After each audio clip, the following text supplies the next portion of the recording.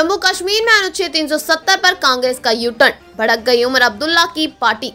कांग्रेस के राष्ट्रीय अध्यक्ष मल्लिकार्जुन खड़गे द्वारा अनुच्छेद 370 की बहाली की मांग से पलटने के बाद जम्मू और कश्मीर कांग्रेस प्रमुख तारिक हामिद कर ने भी इस मुद्दे पर इसी तरह का रुख अपनाया। उन्होंने कहा कि विधानसभा द्वारा पारित हालिया प्रस्ताव में अनुच्छेद 370 की बहाली की कोई मांग नहीं उठाई गई है और न ही कहीं और इसका उल्लेख किया गया है। कांग्रेस के इस यू टर्न पर सत्तारूढ़ नेशनल कॉन्फ्रेंस ने हमला बोला है। नेशनल कॉन्फ्रेंस एनसी के नेता और सांसद आगा राहुल्ला ने कांग्रेस पर तीखा हमला करते हुए कहा कि कोई भी अधिकार नहीं रखता कि वह विधानसभा द्वारा पारित प्रस्ताव को गलत तरीके से प्रस्तुत करे। आगा ने कहा कि कांग्रेस को यह स्पष्ट करना चाहिए कि वह अनुच्छेद 370 की बहाली के मुद्दे पर क्या स्टैंड लेती है। कांग्रेस और नेशनल कॉन्फ्रेंस का रुख जम्मू और कश्मीर। कांग्रेस और नेशनल कॉन्फ्रेंस का रुख जम्मू और कश्मीर। कांग्रेस प्रमुख तारिक हामिद कर ने कहा, अनुच्छेद 370 की बहाली की मांग न तो पिछले हफ्ते जम्मू कश्मीर विधानसभा द्वारा पारित प्रस्ताव में उठाई गई थी और न ही कहीं और जिसका जिक्र किया गया।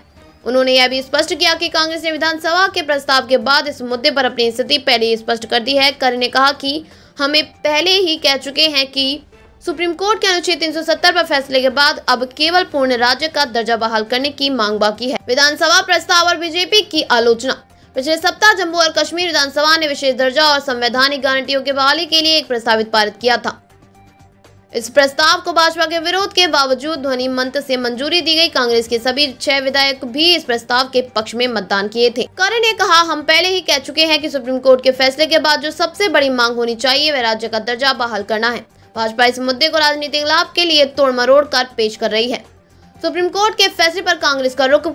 सुप्रीम कोर्ट के फैसले पर कर ने कहा कि जम्मू और कश्मीर के लोगों की लोकतांत्रिक अभिव्यक्ति का पहला कदम है और केंद्र सरकार को किसी भी कारण से राज्य की जनसंख्या के अधिकारों और सुरक्षा से इनकार नहीं करना चाहिए।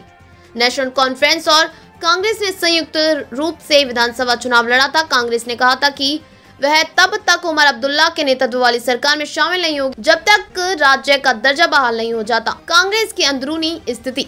कांग्रेस के अंदरूनी सूत्रों के अनुसार पार्टी में उमर अब्दुल्ला सरकार में शामिल होने के निर्णय इसलिए नहीं लिया क्योंकि उसे डर था कि भाजपा नेशनल कॉन्फ्रेंस के साथ गठबंधन की घटना का उपयोग महाराष्ट्र और अन्य राज्यों में होने वाले आगामी विधानसभा चुनावों में अपने लाभ के लिए कर सकती है। ऐसा इसलिए क्योंकि नेशनल कॉन्फ्रेंस अनुच्छेद 370 की बहाली की मांग कर रही है।